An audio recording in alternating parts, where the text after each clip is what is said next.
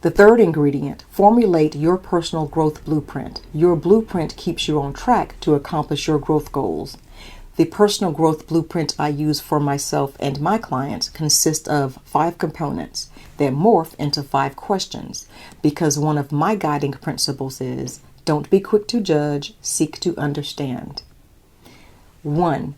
Your story. Acknowledge and admit your realizations, like what led you to work on your self-refinement. 2. The what. Know your growth desires. What are your overall personal, specific, and deep growth goals? 3. The why. Have purpose. What is the reason you're doing it? That expected value adds or benefits for you in the end. 4. The how. Design realistic solutions. What are your solution approaches? 5. The who. Be accountable. How do you hold yourself accountable for achieving your growth goals? So what makes you ready to fulfill your growth goals? Let me add some color to that personal growth blueprint. 1. Your story. Acknowledge and admit your realizations. What led you to work on your personal growth? It matters because it's a part of your growth journey. Did you finally realize that your insides, heart, mind, soul, morals, checkmate all that outside worldly stuff? Like what you have, who you're with, how you look, or what you wear.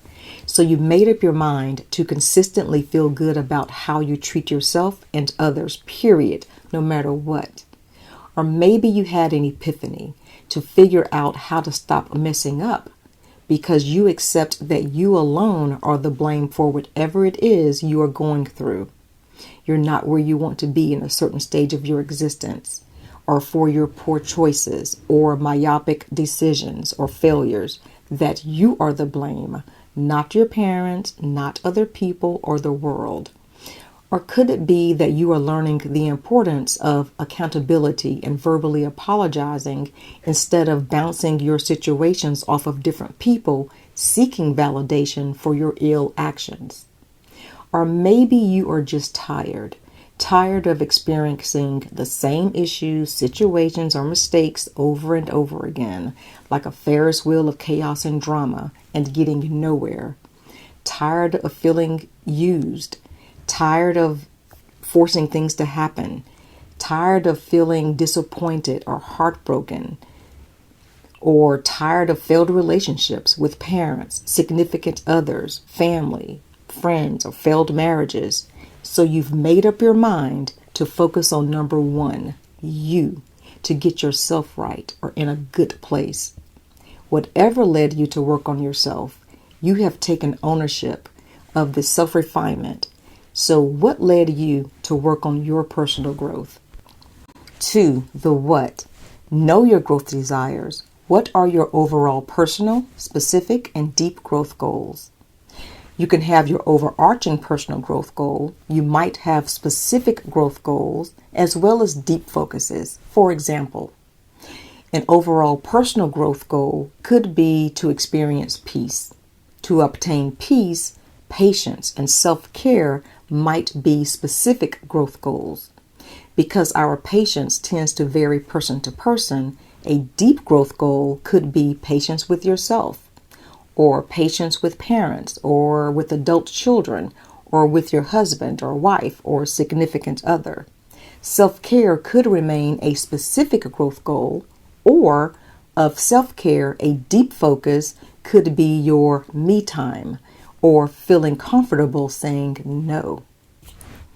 To figure out your overall personal, specific, and deep growth goals, be absolutely honest with yourself about everything.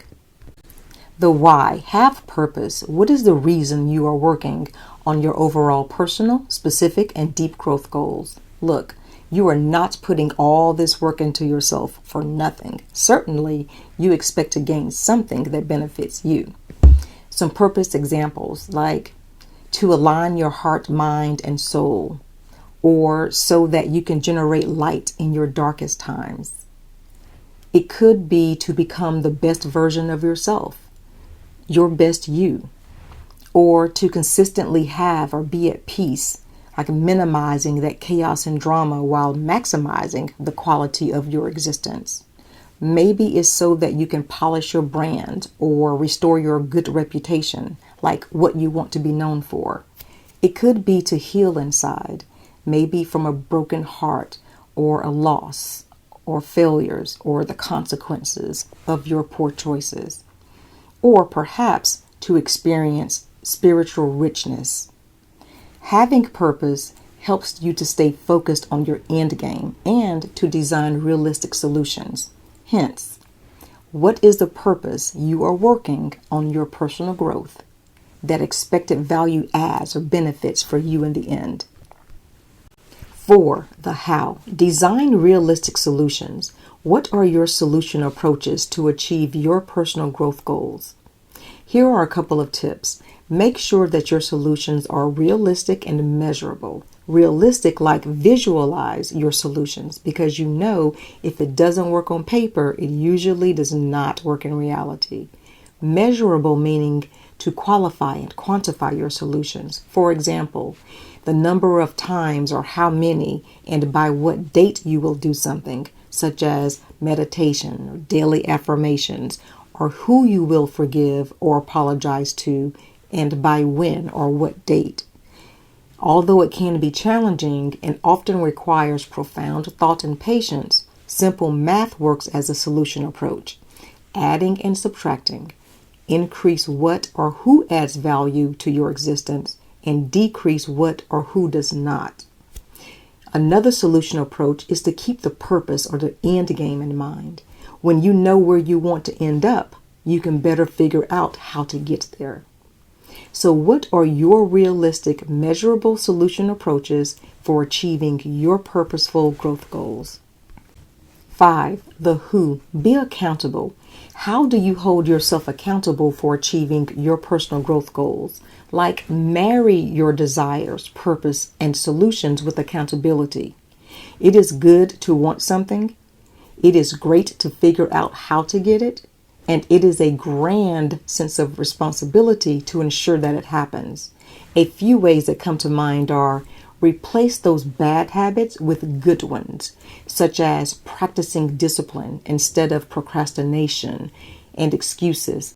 Another way is to trace your outcomes back to the purpose of your growth desires, or track your progress of what you committed to doing, such as creating a personal growth board, like a vision board, or setting calendar reminders for yourself for things that you want to get done, or sending scheduled text messages or scheduled emails to yourself. Hence, how do you hold yourself accountable for achieving your overall personal, specific, and deep growth goals?